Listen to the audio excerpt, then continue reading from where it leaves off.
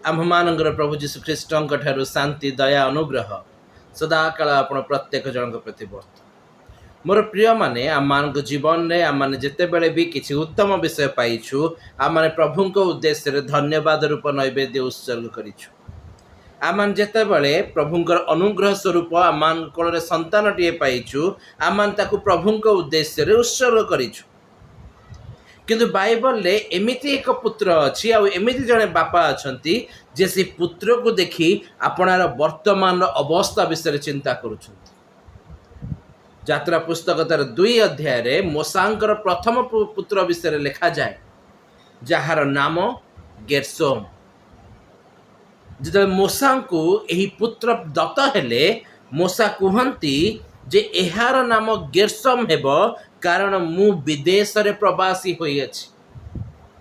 मु जेते बळे भी एई अंशटी को पाठ करे मु सब बळे बुझे जे मोसा आपणार संतानर नाम गेर्शोम दउचंती जे प्रकार ताहा को देखुतबा प्रत्येक समय रे ताहा को स्मरण आसुथबो जे मु विदेश रे प्रवास काल रे अछि, मु आपणा गृह रे नाही। आज अपना जीवन रे अनेक विषय पाइछु किंतु केबे भी आमे माने वर्तमान पर्यंत रियलाइज कलुनु कि केबे आम माने भाबिलुनु कि केबे आम माने बुझिलुनु कि जे एई तंबू रूप गृह भांगी गला परे आ परे कौन। परमेश्वर वाक्य रे लिखा जाए प्रथम वंशावली पुस्तक तार 29 अध्याय 15 पदरे लिखा जाए पृथ्वी रे आम मानक दिन छाया तुल्य और स्थायित्व किछि नहीं। पृथ्वी रे आम मानकर दिन छाया तुल्य और स्थायित्व किछि नहीं। गीत संहिता पुस्तक रे लिखा जाए मनुष्यर दिन गुड़िक तुषतुल्य वायु बहिले ताहा न थाए। आम मानक जीवन पानी फटका सदृश्य तुषतुल्य जहार किछि कलना नहीं जे आमे एबे अछु तो आउ टिके परे थिबा कि नहीं, बट स्टिल आमे आम चक्षुर दर्शन रे चलुचु। आमे आपणार लौकिक गर्व को पूर्ण करुछु, आमे आपणा शरीर अभिलाष पूर्ण करुछु। आउ आम माने कहूचु रे मन प्रचुर अछि खा पी आनंद कर। मोर स्मरण आस जेतेबेले मु कॉलेज रे पाठ पढुथि अद्भुत निशा थिला।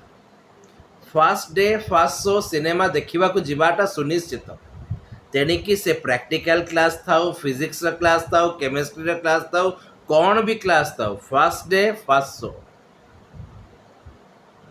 दिने बस भावुली कौन टा लाभ पाइली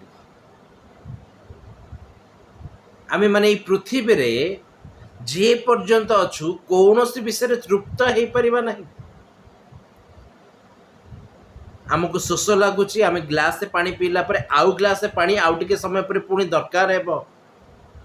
किंतु प्रभु जीशु कहती जदि तुम्हें माने मते जानी थांत तेबे मो ठारू अनंत जीवन जल तुम्हें माने मागी थांत। आम माने बुझुचु आम माने जानुचु जे आम मान दिन तुषतुल्य वायु बही गले ताहा नथिबो। आम मान दिन छाया तुल्य यार स्थायित्व किछि नहीं। किंतु तथापि भी आम माने प्राणपण करूनु जे प्रकार आमे माने ख्रीष्ट जीशुंक सहित अनंत जीवी हेबा। से पितर अपना पत्र रे लिखंती प्रथम पितर तार 2 अध्याय 11 पदरे लिखा जाए हे प्रिय माने तुम्हें विदेशी और प्रवासी बोली मु तुम मान को अनुरोध करुअछि शारीरिक अभिलाष गुड़िक विमुख हुआ से गुड़िक आत्मार विरुद्ध रे युद्ध करे। पितर ए स्थान में कहते से आम को शिक्षा दौरान जेहेतु तुम्हें माने ए स्थान विदेशी और प्रवासी तुम मान दिन तुषतुल्य तुम मान दिन छाया तुल्य यार स्थायित्व किछि नहीं। तुम्हें माने शारीरिक अभिलाष गुड़िक विमुख हो कारण ये शारीरिक अभिलाष गुड़िक आत्मा विरुद्ध रे युद्ध करे। बुझा को चेष्टा करें मोर मु भी अच्छी मोर शरीर गोटे अच्छी आ मो ठारे ईश्वर आत्मा मध्य अछंती। शरीर अभिलाष कहूँ चाल किछि शरीर पाई एंटरटेन कार्य करिबा। आत्मा कहते नाई नाई तू प्रार्थना कर ईश्वर शक्ति रे तू शक्तियुक्त हो। ଏଇଠି ନିଷ୍ପତ୍ତି ମୋର ଯେ ମୁଁ କାହାର କଥା ଶୁଣୁଛି, ମୁଁ କାହାର ଅଭିଳାଷ ପୂର୍ଣ୍ଣ କରୁଛି। ଶରୀରର ଅଭିଳାଷ ଯଦି ପୂର୍ଣ୍ଣ କରିବି, ଶରୀର ବଳବାନ ହେବ, ଆତ୍ମା ଦୁର୍ବଳ ହେବ। ଯାହାର ପରିଣାମ କ'ଣ ହେବ? ଏଇ ଶରୀର ଦିନେ ଏଇଠି ସରିଯିବ, ଆତ୍ମାଙ୍କ ସହିତ ନଥିବାରୁ ଜୀବନର ପୁନରୁତ୍ଥାନ ନିମନ୍ତେ ଉଠିପାରିବେନି। କିନ୍ତୁ ଯଦି ଆତ୍ମାଙ୍କ ଅଭିଳାଷ ପୂର୍ଣ୍ଣ କରୁଛି, ତେବେ ଶରୀରର ଅଭିଳାଷ କ୍ଷୟ ପାଇବ। ଆତ୍ମାଙ୍କ ଦ୍ୱାରା ମୁଁ ଜୀବନଯାପନ କରିଥିବା ହେତୁ ଈଶ୍ୱରଙ୍କ ସନ୍ତାନ ବୋଲି ଖ୍ୟାତ ହେବ। ଯେ ପ୍ରକାର ରୋମିଓ ପୁସ୍ତକରେ ଲେଖାଯାଏ, ଯେଉଁମାନେ ଈଶ୍ୱରଙ୍କ ଆତ୍ମାଙ୍କ ଦ୍ୱାରା ଚାଳିତ ହୁଅନ୍ତି, ସେମାନେ ହିଁ ଈଶ୍ୱରଙ୍କ ସନ୍ତାନ ଅଟନ୍ତି। ଆଜି ନିଷ୍ପତ୍ତି ଆପଣଙ୍କର ଆଉ ମୋର ଯେ ମୋ ଜୀବନରେ ମୁଁ ଶରୀରକୁ ଜିତିବାକୁ ଦେବି ନା ମୁଁ ଆତ୍ମାକୁ ଜିତିବାକୁ ଦେବି। ଯଦି ମୁଁ ଶରୀରକୁ ଜିତଉଛି, ଶରୀର ସହିତ ମୁଁ ଏଇଠି ମରିବି। କିନ୍ତୁ ଯଦି ଆତ୍ମାକୁ ଜିତଉଛି, ତେବେ ଆତ୍ମାଙ୍କ ଦ୍ୱାରା ବଞ୍ଚିଥିବା ହେତୁ, ମୁଁ ଈଶ୍ୱରଙ୍କ ପୁତ୍ର ହେଇଥିବା ହେତୁ ଗୋଟେ ଦିନ ମୁଁ ନିଶ୍ଚିତ ଭାବରେ ସେହି ଆତ୍ମାଙ୍କ ଦ୍ୱାରା ଜୀବନର ପୁନରୁତ୍ଥାନ ଦେଖିବି।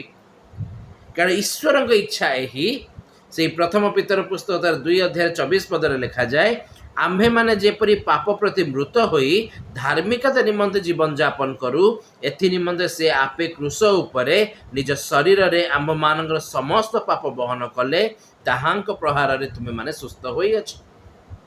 ଈଶ୍ୱରଙ୍କର ଗୋଟେ ଇଚ୍ଛା ଥିଲା, ଆଉ ସେ ଇଚ୍ଛା ଥିଲା ଯେ ଆମେମାନେ ଯେପରି ପାପ ପ୍ରତି ମୃତ ଏବଂ ଧାର୍ମିକତା ନିମନ୍ତେ ଜୀବନଯାପନ କରୁ। ପରମେଶ୍ୱରଙ୍କ ବାକ୍ୟରେ ଲେଖାଯାଏ ଯେ ଈଶ୍ୱର ଆମମାନଙ୍କୁ ଯେ ସମସ୍ତ ଆଜ୍ଞା ଦେଇଅଛନ୍ତି, ଯେବେ ଆମମାନେ ସେହି ସମସ୍ତ ପାଳନ କରୁ, ତେବେ ତାହା ଆମମାନଙ୍କ ନିମନ୍ତେ ଧାର୍ମିକତା ଅଟେ।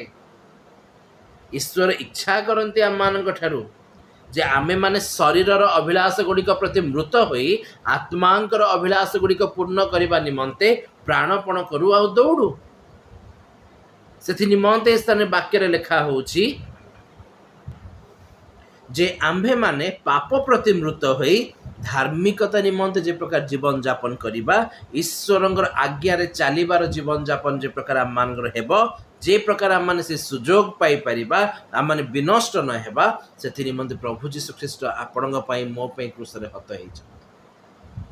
ଆଜି ପ୍ରଶ୍ନ ଉଠେ, କ'ଣ ମୁଁ ବାସ୍ତବରେ ଏହି ବିଷୟକୁ ହୃଦୟରେ ବୁଝୁଛି, ହୃଦୟଙ୍ଗମ କରୁଛି ଯେ ଖ୍ରୀଷ୍ଟ ମୋ ନିମନ୍ତେ କ୍ରୁଶରେ ହତ ହେଲେ ଯେ ମୁଁ ଜୀବନ ପାଇବି। ମୁଁ ଜାଣିଛି ଏଇ ତମ୍ବୁରୂପ ଗୃହ ଦିନେ ଭାଙ୍ଗିଯିବ, ଏହାପରେ ଅହସ୍ତ ନିର୍ମିତ ଏକ ରାଜ୍ୟ ଅଛି। କ'ଣ ମୁଁ ସେଇ ରାଜ୍ୟ ନିମନ୍ତେ ପ୍ରସ୍ତୁତ ହେଉଛି? କ'ଣ ମୁଁ ଆଜି ଯାଏଁ ବୁଝିଲିଣି ଯେ ଏଠି ମୁଁ ବିଦେଶୀ ଓ ପ୍ରବାସୀ ଅଟେ? ମୋର ଦିନ ଗୁଡ଼ିକ ଛାୟା ତୁଲ୍ୟ, ବାୟୁ ବହିଲେ ତୁଷତୁଲ୍ୟ ମୋର ଦିନ ଗୁଡ଼ିକ ଉଡ଼ିଯାଏ, ତାହା ଆଉ ନଥାଏ। ଯେବେ ଆମମାନେ ବୁଝିବା, ତେବେ ଆମମାନେ ଈଶ୍ୱରଙ୍କ ପ୍ରତି ଫେରିବା। ଯେବେ ଆମମାନେ ଈଶ୍ୱରଙ୍କ ପ୍ରତି ଫେରିବା, ସେତେବେଳେ ଆମମାନେ ଆଉ ଶରୀରର ଅଭିଳାଷ ପୂର୍ଣ୍ଣ ନ କରି ଆତ୍ମାଙ୍କ ଅଭିଳାଷ ପୂର୍ଣ୍ଣ କରିବା। ଆଉ ଯେତେବେଳେ ଆମମାନେ ଆତ୍ମାଙ୍କ ଅଭିଳାଷ ପୂର୍ଣ୍ଣ କରିବା, ସେତେବେଳେ ଆମମାନେ ବାସ୍ତବରେ ଈଶ୍ୱରଙ୍କ ସନ୍ତାନ ବୋଲି ଚିହ୍ନା ଯିବା। ଆଉ ଯେଉଁମାନେ ଈଶ୍ୱରଙ୍କ ସନ୍ତାନ ଗଣ, ଯେ ପ୍ରକାର ସେ ଆପଣାର ପୁତ୍ର ପ୍ରଭୁ ଯୀଶୁଖ୍ରୀଷ୍ଟଙ୍କୁ ମୃତମାନଙ୍କ ମଧ୍ୟରୁ ଉଠାଇଲେ, ସେହି ପ୍ରକାର ସେ ମଧ୍ୟ ଆପଣାର ସନ୍ତାନ ଗଣକୁ ଉଠାଇବେ। ଆଉ ଯଦି ଆମମାନେ ବାସ୍ତବରେ ଯୀଶୁଙ୍କର ହେଇଥିବା, ସେହି ପ୍ରଭୁ ଯୀଶୁଖ୍ରୀଷ୍ଟ ଆମମାନଙ୍କ ମର୍ତ୍ତ୍ୟ ଶରୀରକୁ ମଧ୍ୟ ଆଣିବେ। ପ୍ରଭୁ କରନ୍ତୁ ସେ ଆମ ପ୍ରତ୍ୟେକଙ୍କୁ ଆଣନ୍ତୁ। ଆମ ପ୍ରତ୍ୟେକ ଜଣ ଆମମାନେ ଜୀବନର ପୁନରୁତ୍ଥାନ ନିମନ୍ତେ ଉଠୁ, ଆମମାନେ ଜୀବନ ଦେଖୁ, ଆଉ ଈଶ୍ୱରଙ୍କ ସହିତ ସଦାକାଳ ଅନନ୍ତ ଜୀବୀ ହେଉ। ପ୍ରଭୁ ଆମ ପ୍ରତ୍ୟେକଙ୍କୁ ଆଶୀର୍ବାଦ କରି ମନ୍ଦତାରୁ ରକ୍ଷା କରନ୍ତୁ। ଆମେନ୍।